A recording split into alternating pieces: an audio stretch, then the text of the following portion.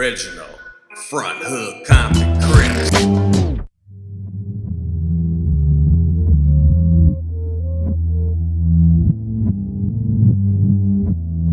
For the dime moves in the lokes, for the 6-4s on spokes, for the OGs that did a dime, came back around on parole. For the homegirls with the scrap game. Little homies that gang bang, from Pelican Bay to YA, rearrange your mind frame. Yeah, I know what you've been through. Shit you had to go tend to. Your mama gave birth on the turf. I was the founder. I created Conan Pocket in my mother's garage. I had a lot of, lifting weights, and I was on swole. They start calling me Big Miz. Kev Mac video, you know this is for sure. Kev Mac video, open your soul. This is only the beginning. I can say this, and Rockhead said it best one time. Them real BGFs like the Crips. Because they knew we was going to be the new freedom fighters up in that motherfucker. We was the ones who was going to save everything up in there. So look, you landed in the pen before CCO was formed. So. Exactly. So when did you become aware of CCO? I became aware of CCO in 1983.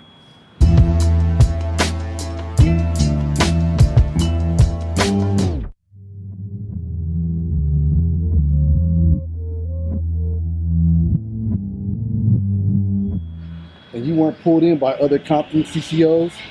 Well, one of my big homies was a general. One of my big homies was one of the generals of CCO. So I wanted to be a part of what he was a part of. When you say big homie, you mean another Compton Crip or a front Crip? Another Compton Crip. Now when I say big homie, man, I got big homies that ain't from just front here now. That's a title earned, not just given. Can I give you a couple of names? Yeah. And tell me, just listen in a quick sentence or whatever, how you feel or don't feel. That's my big homie. And Malone. That's my big homie. Marcellus. That's my big homie. Rockhead. That's my homie. Let's rewind. When he spit these names at you, where are they from? They from Compton, though. Specifically, where they from? Well, Big and them, they from nothing from the Grandies, right? Marcellus from Lantana.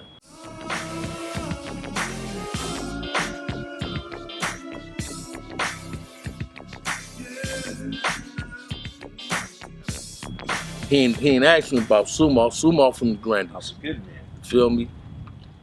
Sumo. That's my big homie. Ascari. That's my big homie. He from the 60s. That's my big homie, though. And what's your name? My name Lil Scarry. They call me Bam. But these is dudes that laced me. These was like some of my mentors in prison. I seen how they carried themselves, man. I'm gonna say this, I don't want nobody to get offended.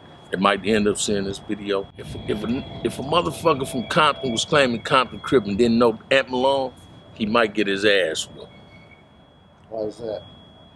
Because Ant was a dude that really paved the way for a lot of us to be able to walk their yards.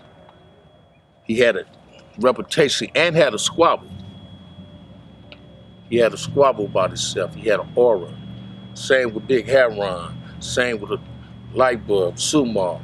Same with a scarf. These dudes had, if you was from the 60s, if you didn't know a scarf, it was like you couldn't be filmed. These is people you didn't supposed to know them personally, but you supposed to know them. And I took honor and pleasure in being able to know them personally. You feel what I'm saying? These is dudes when they used to let us correspond with each other directly, I can write. You know what I mean? These is dudes we really know each other.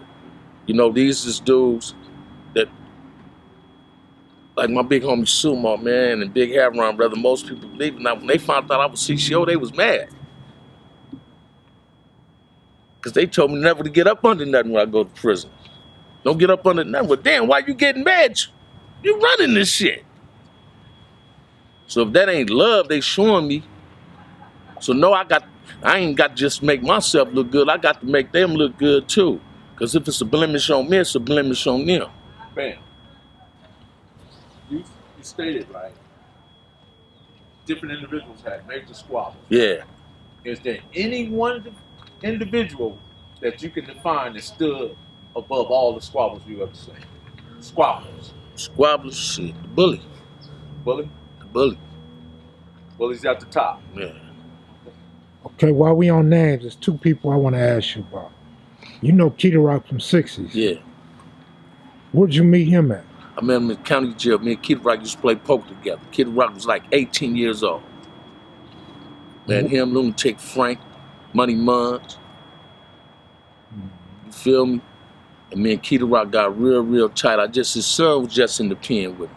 You feel me? And me and Keita Rock got real tight. When he had the playpen, he sent me some Jordans. You feel me? I was in the pen.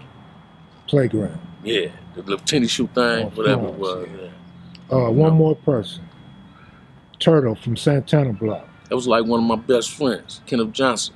Where'd you meet him at? I met Turtle on the streets. No, that was like one of the best car thieves he got. You feel me? Turtle was my homie, man. And right before he left San Quentin, me and him was Sully's in Palm Hall. Then he called his shoot. Matter of fact, I went to Palm Hall, because Turtle see me, he said, man, come in the hole with me. And I got into it with the police and went to the hole and kicked it with him.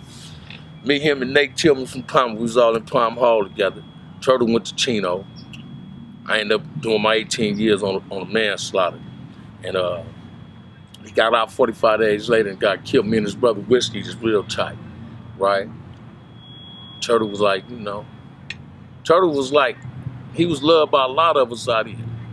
Because he wasn't, Turtle might have looked out for Santana. Turtle was generous towards a whole lot of other Crips. You feel me? I used to get high, man, and my homie used to come to my mom's house. My little brother Inch was like, man, Turtle out there. And Turtle used to like give me dope. But he'll tell me, if you stop smoking, you know you can have the world, I'll give you anything you want. Last time he seen me in the county jail, I was, you know, he had his ex-girl Lisa put 500 on my books, made sure I was straight. You feel me? Even hooked me up with a broad named Natalia. It was somebody else's broad, but he had hooked me up. He was always doing that. And Turtle was that was a good homie. Turtle never joined no prison gang, did he? No. I'm glad you mentioned Turtle. There was an incident that occurred on the canal. Yeah. Norman Gibbs. Yeah. Right? And just a cavalcade of Crips came from the east and met with a bunch of Crips in the west. Can you talk about that day? Because when I say cavalcade, I mean Crips came on bicycles, skateboards, they on cars, bikes, well, that cars. That was a day, you know, a lot of ruckus started that night. A lot of ruckus. You know, we talked about that night. I ain't gonna go into detail about it, you know, because I ain't no, you know. But what did that moment? What was significant about that moment? And what was the title to what? That was. Watch this, man. When you see Crippin' like that, it's like Crip heaven. It's like Tupac said, it's a thug mansion. Whenever one Crip or death or somebody can bring a whole lot of motherfuckers together, and everybody can forget about any personal differences. Because when Norman got killed, Norman was a kid. That took a lot out of people. I mean, we was right here at this park. We was having a meeting. What did we name it, though? I forgot the day we named that. No, but what did we name it? You feel me? Frontana. That was Frontana that day. You feel me? But we was up here when Norman got killed. We was having a meeting in this park, man. The west side started to come. I jumped in the middle of the street, busting up. I made a bust of you and everything, right? They got to get out of here. But that was Frontana that day, man. You feel me? That was Frontana that day. That was like Santana Front Hills before CC Riders started saying CC Front and Santana's was like the first two little cliques that hooked up together. Pinpoint that was the first time. Yeah, the first time. Yeah, any two hoods hooked up together. Really? It was. We used to say Frontana. You remember when we all pulled up on Grandy? 130th Grandy. Yeah. And sheriffs, Compton PD, they all came, converged on us, and said, "Hell no, this can't happen. This can't happen." And that's how that was. Yeah. I had a brown 6.3 Nova there. Yeah. I want to roll back to your years as a CCO in prison from 1980 to 86. Who were you guys rivaling with during that period of time? What you mean? Who was your main adversary on the prison yard when you were there? And when I first became a CCO, man, our adversaries was the enemy, the police. Now, I know what you're getting to, and I'm going to elaborate on that. That CCO and Blue Note thing came later on, man. A lot of dudes say them dudes just throwing us. They ain't throwing us. We stepped back. I stepped back because my big homie Heron said, step back. Because a lot of us didn't like what we was doing. We was going at each other. We was going at each other. I didn't just pick up. I didn't have no enemies. I picked up my big homies' enemies, dudes that was jealous of them, right? And right today, if you look at Crippin' in the prison now, if you ever been, you'll say, well, CCO might have been the best thing that happened for Crips in prison. Because when CCO was just functioning, CCO law was the Crip law. That was the guidelines Crips followed, was that law. Now we going at each other, it's tribalism up in there. Everybody's for themselves.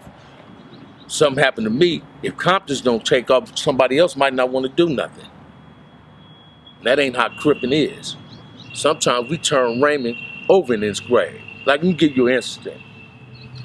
I'm in Calipat this time when I went. I'm coming in, I was a teacher aide, I'm coming in from some work. And one of my little homies from PJ's, Cowboy, holler at me. He said, bam, come here. Handle this business. A little Crip dude out of LA had a Damu phone and he trying to do low on the cell phone. I go pull the Damu boy. Like, man, hold him up. You just can't rush him. Give us 24 hours. We gonna do this. We gonna handle it, but you can't do nothing to him.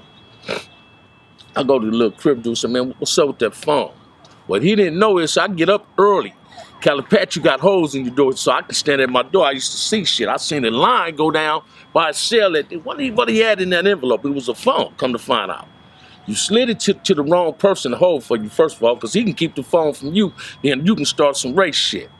But this dude put it on his mama that he didn't have that phone. And my little homeboy football from A-Trade Gangster, he say, man, believe what the OG big homie Bam say. Bam ain't got no need to lie. I said, man, I don't know what's wrong with you dudes. Y'all dudes want the DP dudes in prison with y'all fist, stab his ass and get him off this yard. Because he put it on his mama that he didn't steal the phone. So if you don't love your mama, I'm going to love your mama better than you. You feel what I'm saying? Come to find out, they DP him, jump on him, sent 2 dudes at him, but he took the phone with him. So you was willing to put me in some shit over a phone. This is a new stuff, right? This new shit. Now, would this would have happened in the 80s? Hell no. This was Sumo and them and Scarp and them taught us in prison. If you steal, we gonna get you. But if you take it, you got to listen to me. I was one of them dudes that old folks used to rob motherfuckers at the canteen. I mean, literally stand at the canteen, man, and the coach have my knife like it was a pistol. And we used to rob motherfuckers. Now, if a motherfucker tell me if I steal it, he gonna kill me. But if I take it, I got 250 more Crips on my side. Now, why I can't take what I want in prison? And that was the difference. You understand what I'm saying? Of the caliber of people with all that. Now you get that on all sides, though. Not just with the Crips and the Bloods. Even the Chicanos is having that type of behavior in there. Because of the haters assassinated leadership so fucked up that now they got a little bit of power they think they own. When did CCO disband? What year? We disbanded it. When they opened up New Folsom, we disbanded. What year was that? 86. People start stepping back. But I can go to prison right there today, man. You know the first thing they're gonna say? Oh man, these CCO don't fuck with him. That kind of hangs over your head? Yeah, that's a intimidation. Does that cops put that on you, or does no, other inmates, because of what they done heard about CCO. That's an intimidation to some dudes. You feel me? I want to bring it back to the streets. I guess it could be jail too. But the Compton and Watts relationship. Hub and Dub. What's the origins of that? When did it start? What's the story? Now listen to this, man. And a lot of people might not want to really be that. When we say the Hub and Dub, that really wasn't for everybody from Watts. That was really for Great, because of Lil Huncho. Lil Huncho claimed Great, but he's really from the Grandies. So he hung out here. He hung with Turtle and G them.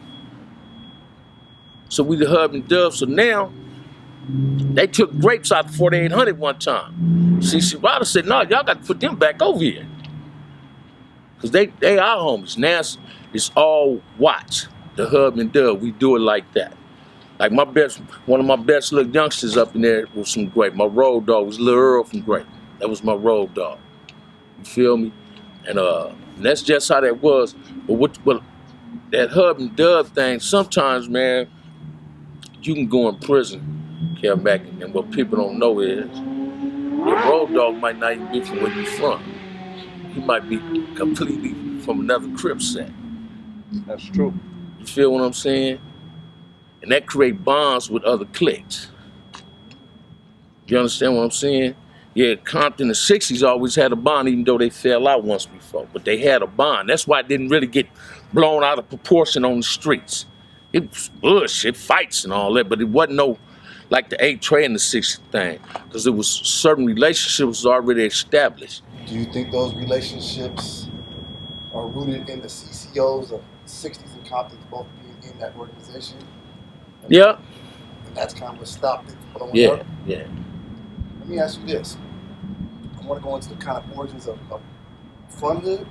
So we got Watts here, we got Compton here. Yeah. So I'm assuming because you guys are on the front line. Yeah. When you were growing up, did you guys consider Carver Park part of Compton? Yeah, that's Compton. They went to Willowbrook. Just asking me that. I don't want to be disrespectful. I don't know if I'm really cool. When I was banging, wasn't no Home Street Watts. That street right there, to us, that was Carver. That was Carver either Mona's. When I got out of prison, I heard about that street, because I used to be on that street. I had a homeboy lived on that street. OG Glue Baby lived on that street, right? But a lot of people that ain't from LA believe Carver is Watts. Watts stopped at Imperial, man. Let me ask you this. Carver Park's right across the street. Yeah. Front Hood claims West Side. Carver Park claims East Side. Explain that. I'm finna show you. When you leave, you're gonna see it yourself. When you came, right? Get on that side, that's the east. Central in LA is the east. But when you get to El Segundo, everything become the west. When you cross Wilmington, it's the east. So how are Carver Park Compton Crips on the west side of Compton? Watch this. Carver Park is not on the west side, bruh. Carver Park is on the east side on 118th. That's the east side of Compton. See everything on. When you get right here, let me give you better. When you get to El Segundo on Central by that gas station, when you turn, once you cross El Segundo, you say the west. But while you're on Central this way, it's the east. When you get over here, all this is the west side, right? But when you cross Wilmington, it becomes the east. They share Compton because to us, that's Compton. Martin Luther King used to be Palm Lane, the Palm Lane Apartments. To us, that was Compton. To me, Watts stopped at Imperial. Now, because of the geographical shit, this news meter and all this create for us, well, Carver, they try to say Carver's the Willowbrook district. All right, they say part of Front Hood is the Willowbrook district. What the street I lived on is the Willowbrook district. Slater is the Willowbrook district.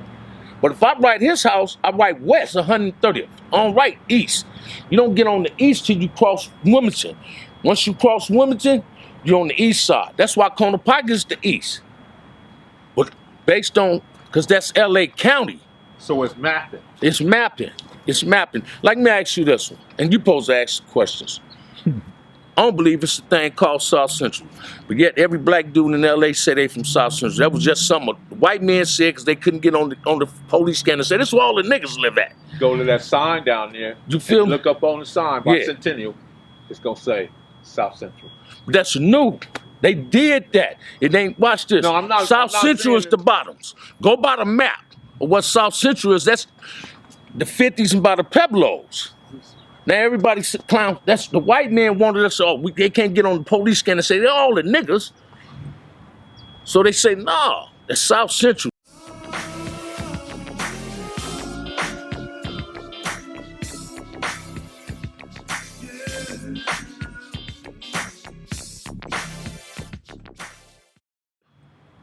So they say, nah, That's South Central. So when they say South Central, they know where they going, right? You got hoods like in LA claiming East Side. Main and Broadway ain't the East. That's the West. Where So it starts at, man. Watch this, man. The East Side start from Alameda till you get damn near the Main. That's when you get to the West. When you get to Main and Broadway, that's the West Side. Everything else is the East. So the Hoovers was correct by claiming West Side Hoover, right? But you got to look at the map and like a lot of dudes ask me what you ask. Well, how Carver is Compton? I don't care what nobody say. Yeah, it might be a county, LA County Park. But them Compton Crips. Willie Hurd, my big homie, Willie Hurd raised me. His little brother got the same name Tookie got. I'm waiting for you to tell him about Main Street. No, I was gonna go into. He's saying Willie Hurd raised him. Willie Hurd raised me. That's my big homie. So Front Hood and Carver Park were real close when you were growing up. And when I watch this, when I grew up, man, now my little homies got a new era. When I grew up, Carvers, Monas, front and corner pocket, we might have personal fights. But let us go outside our neighborhoods and go someplace else. You fought one of them, if I was there, I was gonna help him. Willie Hurd, little brother, went to school with me. Something happened down the line where you guys split these guys. I was in the pen, and I never got caught up in that. I was still going into Carver when my hood used to be for Carver. I was still going into Carver. And they G homies can come over here. They G homies were still able to come over here. That was a generation thing. So when you grew up, there wasn't no Crip on Crip violence in Compton? No, hell no. Come on, man. For what? I could go over Melle Mel in them house. Listen to me, I was one of them Crip dudes, man. Duck from 8-9, resting in peace was like my cousin. 8-9 East Coast. I was a dude to get on the bus or jump on the 10-speed and go in other hoods. And them dudes, cause it get too late, they wouldn't let me come home. I can sleep in their house. Big Wolf from 8-9 was like my big brother. Cause his mama would never let me get on the number 3. The 53 bus to come back to Compton was too late. So I spend the night there. When I first started gang banging in the 70s, you went in another Crip neighborhood, man, you got the blue carpet rolled out for you. So if it was a Criplet there and she was cute and you wanted it, you might get some of that thing tonight. Because they gonna tell her to do this. She gonna want, it's an honor to do this. You understand what I'm saying? You was getting treated like royalty. Understand what I'm saying? Shit, you was getting treated like royalty. We didn't fight against each other. What for? We didn't do, that's what made LA Crips love Compton Crips so tough. CC Riders, we didn't do that at first. We wasn't out here beefing with each other. Everybody was like, damn, man, them CC Riders got they shit right. Then the nightmare hit us. But I'm a G, and I ain't trying to say I'm some tough G. Question, my second part of the question, right? Big P, Kurt, Lebo, Bay-Rob, K.M.V, Ruffian. That generation right there, Jobo. Yeah. Jobo uncle was my best friend. Tone Bone, Junebug. That generation right there, right? Yeah. What was different? What was the dynamic about that crew versus the 70s? What changed? Watch this. That crew with Kirk, Big Pete, Bowhead, and Jobo and Lebo and them. If I had a choice to put it this way, Kirk was De La Salle in that era. Lebo was one of the most intelligent Crips I met in my hood. And that's they younger than me. Them my little homies. Me and Lebo done wrote letters in Swahili, nothing but Swahili. Our intellect, we used to get each other high on our intellectual rides we take each other on, right? Their era was straight crippin'. See, what crippin' don't just consist of gang bang, crippin' consists of taking money, robbing shit. This Crip activities, that was that era. Now here come this new little era, that BG era, that old BG era. Inch, Dog, Weavy now. They took Front Hood on a whole new level. I'm in the penitentiary, man. I'm looking at Sarge magazines and shit. I'm looking at motherfuckers drinking Moet and Cristal. I'm just thinking this some New York shit. I come home, man, my homies got Bentleys and these hillbilly ass Harley Davidson trucks. I'm like, God damn, this is what they Was do. it hillbilly? Yeah, that's what I call them. They be like that. But I was impressed with it because them young dudes knew their history. They kept that H in them, that front hustle up in them. I remember one time, man, right before me and Dog had went back to jail, we was talking. He was on his way to court or something. He said, man, I remember you used to be riding here in your Pierre Cardin sweatsuits and all that. My homie Bert got at me the other day. Yeah, man, I remember you and Baby used to be in that Fila BJ shit. See, I was wearing Fila BJ before it was a swap meet. When all you had to do was buy a Fila sweatsuit, that was $150. Then you wear K-Swiss with a Nimitz Marcus cap. That was that front hood shit that a lot of people on the east side and west side did.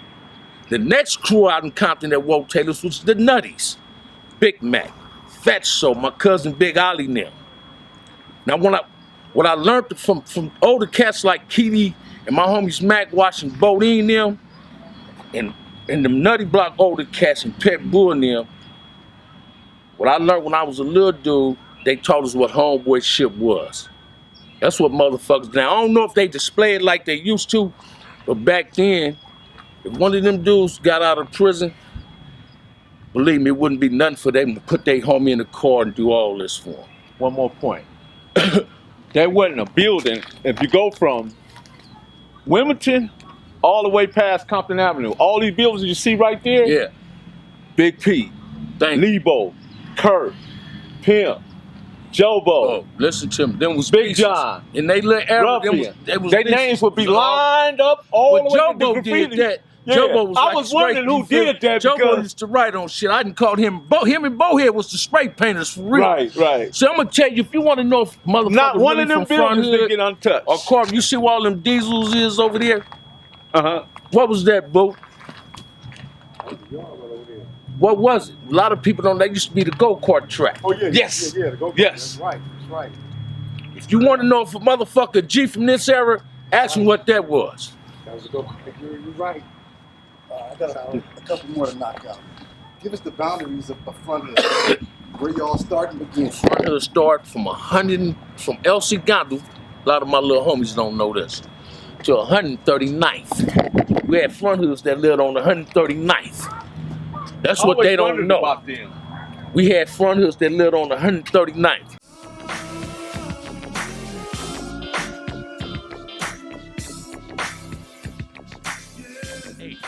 The front hood is from LC Gondu to 139th. And when I first started banging, front hood on the east, we stopped on Grape. After you pass Grape, you're in the pocket. When I first started banging, Grape and Abstract Street was front hood. That was my hood. That was my hood. So are the founders of Azak Grape, are they front hoods? Ex-front hoods? I don't even know who the founder of that is. You feel me? I'm gonna keep it 100. I don't know who the founder of that is. But one of the founders of Front Hood lived on Anzac. Gregory Cross. When I was banging, thank you, that's his nephew. When I first started gang banging, Anzac and Great was Front Hood. Once you pass Great and hit Paulson, you in Corner Pocket. How about westbound? Westbound, we come all the way to Slater, man. To that canal. That canal is what separates us from them. It's a canal right there. That's what separates us from West Side Paru.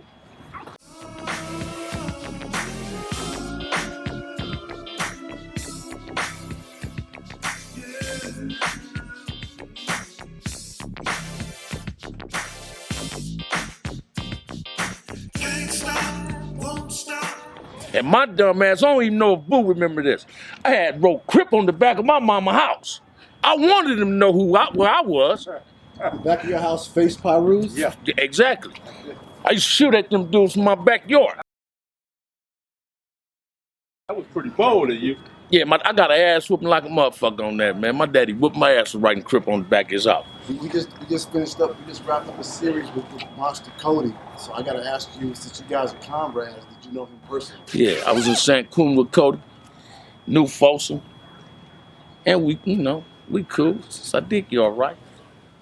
You feel me? You all right? You smiling. Well, watch this, man. I admire any motherfucker that come from nothing that can write a book. And this is what I admire most. If Monster Cody wouldn't have never wrote a book, a whole lot of Crips and Bloods would never been able to get a book published. That's a good point. That's a fact. That's what I admire most. That's what I admire most.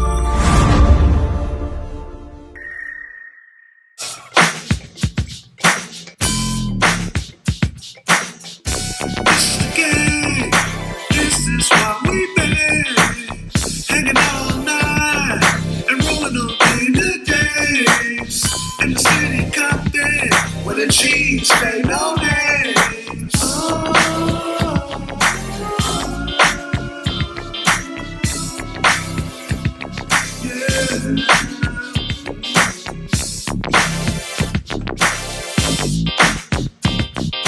Can't stop, won't stop till my best get dry. Until the day I'm down, it's still fuck the cops. This is the game. This is how